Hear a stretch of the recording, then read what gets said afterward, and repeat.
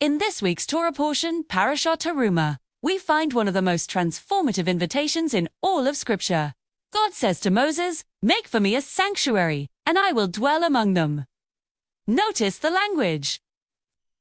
Not "I will dwell in it," but "I will dwell among them." The ancient sages explained that God's ultimate desire was to have a home right here, in this physical world, inside our everyday lives. This concept is known as making a dwelling place for the divine in the lowest realms. The Mishkan, the portable sanctuary built in the desert, wasn't just a historical structure. It was a blueprint. It was a spiritual schematic for the human heart. The Torah gives a detailed list of materials: gold, silver, copper, acacia wood, vibrant blue and purple threads. The Talmud tells us that the chief architect Bezalel didn't just understand construction, he understood the spiritual DNA of creation itself. Each element of the Mishkan corresponds to a part of our inner world. The Zohar teaches that the Ark of the Covenant represents the heart, the place where we hold our deepest truths. The menorah, with its 7 branches, represents the mind, our capacity for wisdom and enlightenment. The altar, where offerings were brought, represents our passion, our actions, the fire of our commitment. The very name of this portion, Terumah, means to lift up or to elevate. It's about taking something physical, our money, our time, our energy, an act of kindness, and lifting it up for a higher purpose. When we do this, we don't just elevate the object, we elevate ourselves. We become partners in making this world a home for something greater than ourselves. So, the question isn't just about ancient architecture. It's about what we are building inside of us today.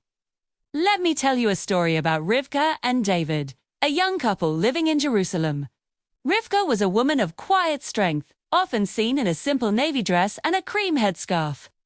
David, with his white shirt and black kippah, had a gentle, thoughtful nature. He had a beautiful daughter named Leah, whose long braids and bright eyes brought light to their home. Recently, they had entered a financially tight season. It wasn't a crisis, but it was enough pressure that every shekel was counted, every decision made with care. The joy was still there, but it was accompanied by a quiet hum of concern. Through one afternoon, they heard about a family in their community who was struggling, unable to prepare for the upcoming Shabbat. The need was immediate and real. David sat at their small wooden table, looking at their budget scribbled in a notebook. He looked at Rivka, his expression gentle but firm. "We have to be responsible," he said softly. "We have our own needs to consider." Rivka nodded. Her heart ached for the other family. But David was right. Prudence was also a virtue. The air in the room felt heavy with the weight of this decision. Just then, their daughter Leah walked in.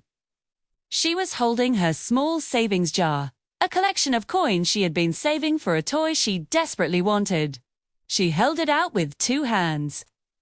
"I want to give," she said, her voice clear and sure. Hit. In that moment, the room became completely still. The hum of worry, the calculations, the careful planning, it all faded away. This was their Terumah moment. The Torah says the offering for the Mishkan must come from a willing heart. But what happens when your heart feels pulled in 2 directions? What happens when your heart is willing, but your mind is full of doubt and fear? The ancient sages teach something remarkable about the building of the first Mishkan. They say, the women of Israel were the first to bring their gifts. They came forward with enthusiasm, donating their most personal and precious items. They even brought their copper mirrors. These weren't just objects of vanity. During the long years of slavery in Egypt, these mirrors had been symbols of hope and dignity. They reflected faces that refused to be broken. God treasured these gifts of the mirrors above all others because they were infused with faith and resilience. From a woman's perspective, faith isn't always a loud declaration. Often, it's a quiet strength, a steadfast resolve in the face of uncertainty. It's the choice to act with generosity when logic screams for self-preservation. As Rivka looked at her daughter Leah, a thought crystallized in her mind. I teach my daughter about trusting in God, but I live my own life governed by fear. What kind of sanctuary am I truly building in our home? What lesson am I really teaching?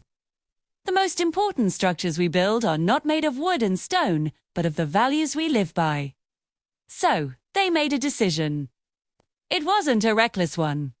They didn't empty their bank account, but they gave an amount that stretched them. It was a thoughtful, intentional, and sincere offering. It came from a place of deep discussion and unified purpose. It was an act of faith that required them to let go of their tight grip on control, just a little.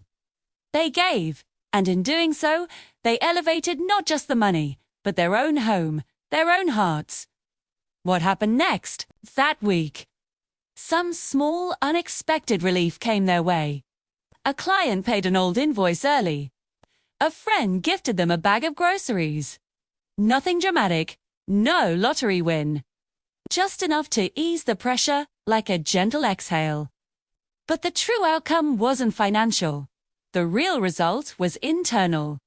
Something profound had shifted inside their family. Fear hadn't made the final decision. Faith did. They had faced a test of their values, and they had chosen to build. So, did they pass the test? Absolutely.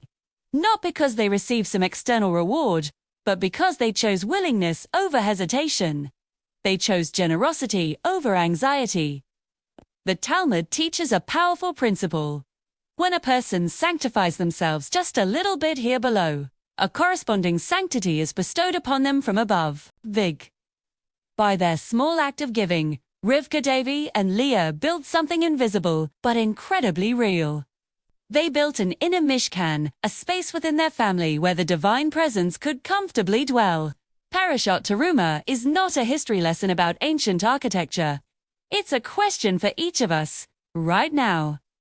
When your faith is tested in the small details of your everyday life, in your schedule, in your relationships, do you build or do you shrink? Do you elevate the moment or do you let fear contract your world? God doesn't ask for what you don't have. He doesn't demand the impossible. He asks for a willing heart. And when you give from that place, when you make that small space in your life, He doesn't just visit. He dwells there. He makes His home right there, among you. Build Him a sanctuary and watch Him build one inside you. Thank you for watching.